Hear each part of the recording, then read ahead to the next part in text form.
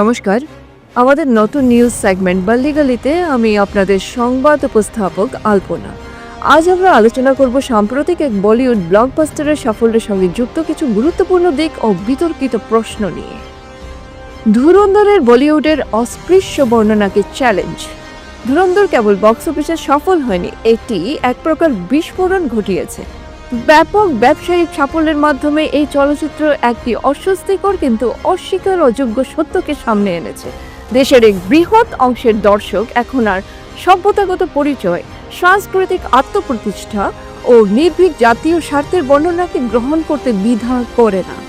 দীর্ঘদিন ধরে প্রচলিত ছিল এক অলিখিত নিয়ম যে কোনো হিন্দুত্ববাদ, ডানপন্থী জাতীয়তাবাদ বা তথাকথিত সেকুলার আখ্যানকে বিপজ্জনক, বিভাজনমূলক বা অসাংবিধানিক বলে চিহ্নিত করা।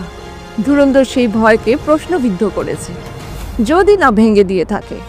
বছরের পর বছর ধরে চলচ্চিত্র জগৎকে সতর্ক থাকতে বলা হয়েছে, সংবেদনশীলতার প্রতি সতর্ক, ভাবমূর্তির প্রতি সতর্ক, কাকে আঘাত লাগতে পারে সে বিষয়ে সতর্ক। কিন্তু Kashmir files, Kerala story, Bengal files এবং ধুরন্ধর দেখিয়ে দিচ্ছে যে সেই সতর্কতার প্রাচীর এখন ফাটল ধরেছে।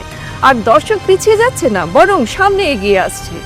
আইএসআই সংযোগের আখ্যান ও নীরবতার ভাষা চলচ্চিত্রটির সবচেয়ে বিতর্কিত দিক হলো এতে দেখানো হয়েছে এক ছায়া নেটওয়ার্ক যা নাকি আইএসআই এর সঙ্গে যুক্ত এবং ভারতের শাসন ব্যবস্থার নিকটবর্তী প্রান্তে সক্রিয়।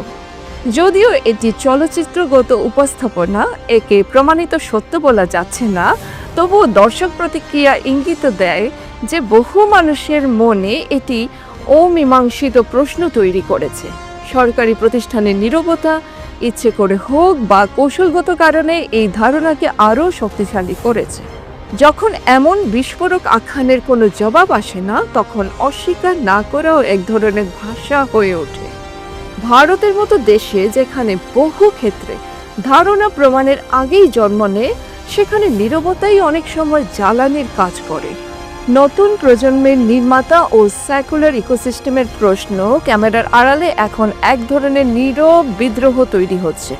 নতুন প্রজন্মের পরিচালকরা বলিউডের তথাকথিত সেকুলার ইকোসিস্টেম যে কাঠামো বাস্তবতার কিছু অংশকে আড়াল করত, সেটির সামনে আর মাথা নত করতে চাইছেন না। তাদের মতে বাস্তব হুমকিকে আড়াল করা ঐক্যবদ্ধ সৃষ্টি করে না, বরং জাতীয় সচেতনতা দুর্বল করে। তারা প্রশ্ন তুলছেন, যখন কোনো ধর্মীয় গোষ্ঠীর মধ্যে ভারত বিরোধী চক্রান্ত দেখানো হয়, তখন সেটি কমিউনাল হয় কেন, আর সেটিকে সম্পূর্ণ উপেক্ষা করা প্রগতিশীল হয় কিভাবে? তাদের বক্তব্য যে শিল্প সত্যকে ব্যক্ত করতে পারে না, সে শিল্প নয়, তা কেবল স্থিতাবস্থার বিজ্ঞাপন মাত্র। ধুরন্ধরের সঙ্গে একমত হন বা সম্পূর্ণ বিরোধিতা করুন, এটি যে সাংস্কৃতিক প্রভাব ফেলেছে তা অস্বীকার করা শক্ত। কয়েক দশক ধরে বলিউড যে বর্ণনার ছক মেনে চলেছে, এই সিনেমা সেই ছককে নাড়িয়ে দিয়েছে। প্রশ্ন উঠেছে, এ কি সত্যকে স্বীকার করার নতুন সিনেমার শুরু, নাকি বড় পর্দার আদর্শগত সংঘর্ষের সূচনা? যদি চলচ্চিত্র শিল্প সত্যি মত প্রকাশের স্বাধীনতায় বিশ্বাস করে, তবে অস্বস্তিকর সত্যেরও জায়গা থাকা উচিত। শক্তিশালী মানুষ বা প্রতিষ্ঠানের অস্বস্তিও যদি নিষিদ্ধ হয়, তবে স্বাধীনতা শব্দটি শুধু শোভন অলংকার হয়ে থাকে। দীর্ঘদিন পর প্রথমবার দর্শকের কণ্ঠস্বর প্রতিষ্ঠানের চেয়ে জোরালো শোনা যাচ্ছে এবং প্রতিষ্ঠান এই আওয়াজ অগ্রাহ্য করতে পারবে না।